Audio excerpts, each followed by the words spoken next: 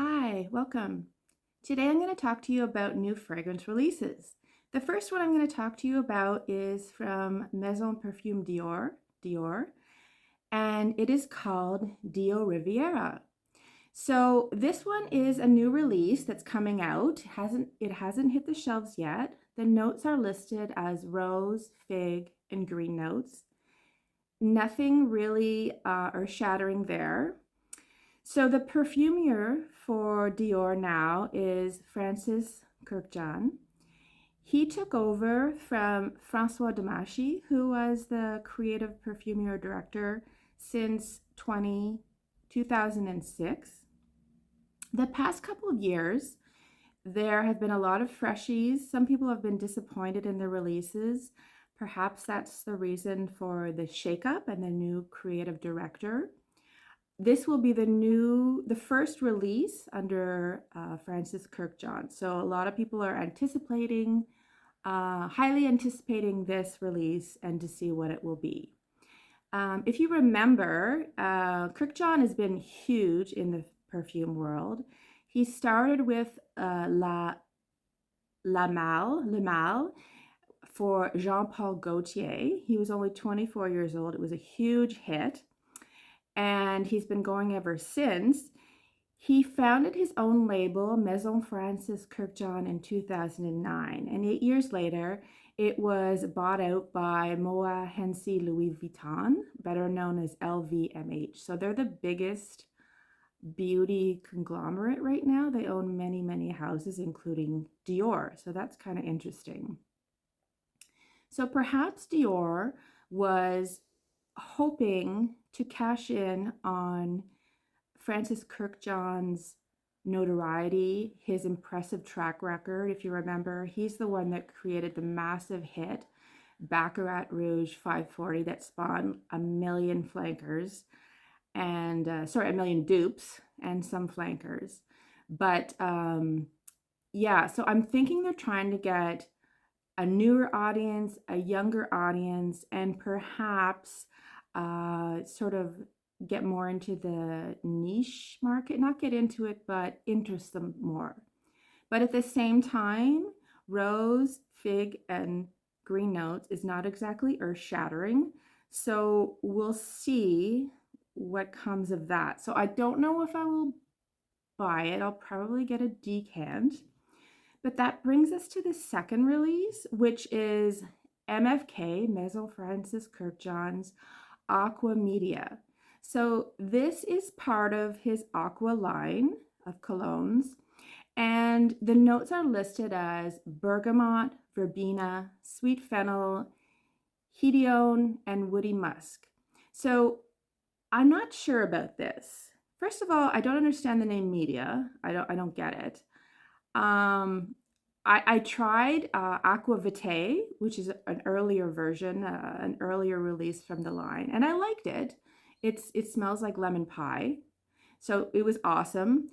But like the Dior Riviera, I was hoping for something a little more innovative.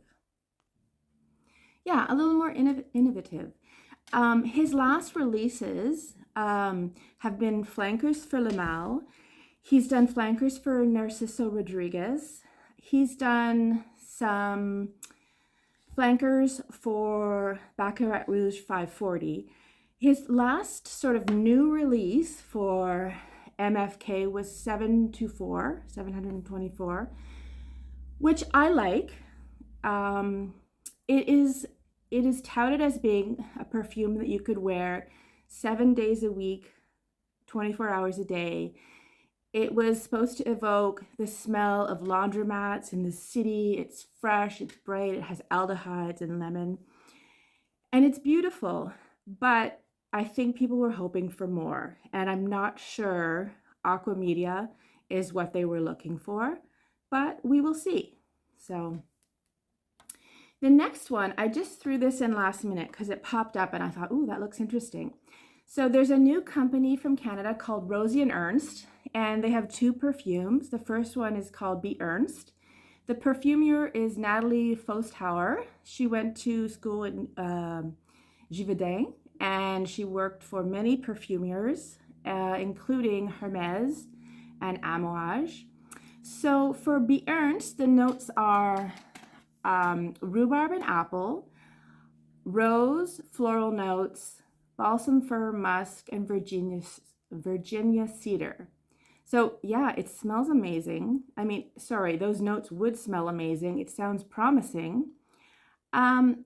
This new house, this new niche house, is supposed to include ingredients that aren't harmful to the environment. They're vegan, they're paraben free, etc. And I just checked and they're listed as $165. So they're more in the reasonable range. So I might actually like splurge and buy this blind. We'll see.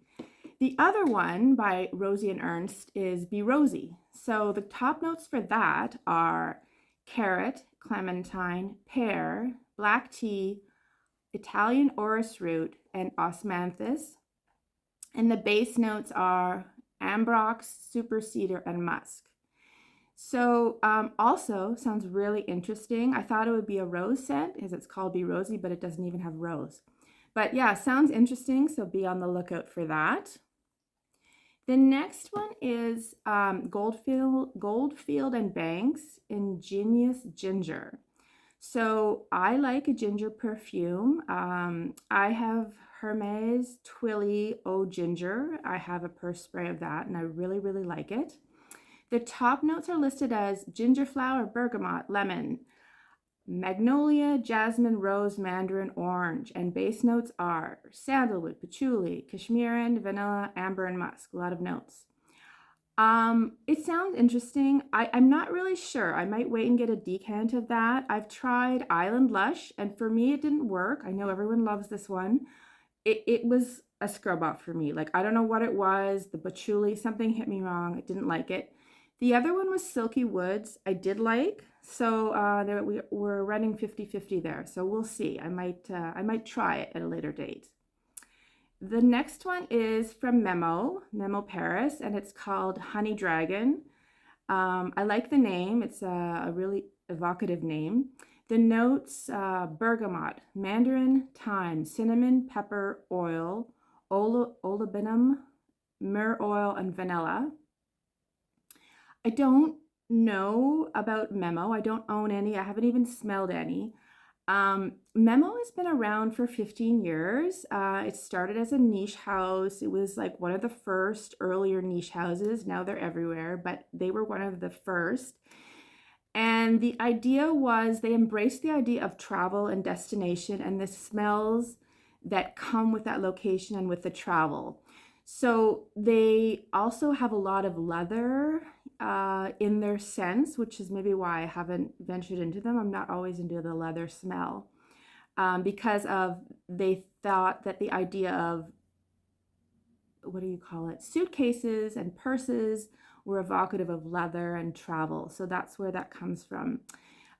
They have a good one called Sintra that is a reflection on Portugal, and also Siberian leather that is a reflection on, Russian leather that is a reflection on Siberia, although people from Siberia apparently said this does not smell like Siberia. So it's more like a reflection, an impression, and not a photorealistic scent of Russia.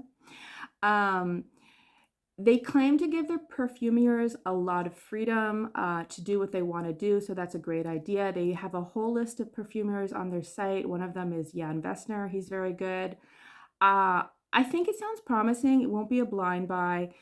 They're quite pricey, and maybe I'll try and get a decant if I can and see how that goes. The next one, Memo Lyra Peach. Lots of notes in this one. Jasmine, tuberose, spices, bergamot, bitter orange, cinnamon, cardamom, curcuma, pink peppercorn, ginger, peach, davana, sandalwood, vetiver, agagala wood. It actually sounds good, but I really don't like peach. And I can do with a little peach if it's like hidden in there, but this one's called peach, which makes me think it smells a lot like peach. So I think this is a no for me. But if this is something that smells good for you, I think it would be really good, actually. There's a lot of wood in there and cinnamon, so it sounds really cozy and warm, maybe for the fall. Um, the next one is from Montale, Paris, and it's called Infinity. Um, in this one has notes of black cherry, pink pepper, plum, saffron, cardamom, tuberose, sandalwood, vetiver, rose, oud, leather, vanilla, sugar, tobacco leaf, amber, tonka, and musk. Wow. It sounds really good. I'm a fan of this house. I've tried rose musk, I've tried chocolate greedy, rose night. I've had decants of all of those. I have samples of wild pear and wooden spice. I haven't tried them yet, but yeah, I would really be willing to try this. So I did some digging because I was kind of interested in like understanding more about the house. And the website for Montale Paris has some interesting quotes. I don't know who writes their copy, but it's interesting. So it says Pierre Montale became the first ambassador of Oud for the West. So that's a huge statement from 20 years ago, and I'm not entirely sure that's true. But then it also goes on to say, I'm just going to read this. On the range of Pierre Montale's most popular scents rise the spirit of the oud, keeper of traditions at the gates of the East. Fragrant Asian ointment commonly used by the Gulf region and Saudi Arabia. This scent is extracted from the oud tree. Okay, then it goes on to say, subjugated by infinite combinatorial properties, Pierre Montale became the first explorer of oud for the West. He will then compose more than 100 of timeless fragrances. So I don't know, he sounds kind of full of himself. Maybe it's just me. But yeah, so he's claimed to have gone to Saudi Arabia in 2003 and brought back oud and started this house. After that, he was involved in starting Mancera in 2008 on the Arabian Gulf. And this one is supposed to be, Mancera is supposed to be not just oud, but also lighter, fresher, perhaps more younger scents, which also is interesting. And I like those too. I like the Mancera and I like the Montale. What's interesting to me is that there's like no information on Pierre Montale. Like there's literally one photo of him and it's the same photo. You see it everywhere and he could be anywhere. It could be anyone. He looks like Roy Orbison with like jet black hair and he's like smiling and looking off to the side. There's no note of him where he went to school, like working anywhere else. There's no pictures of him smelling strips or working in a lab or anything.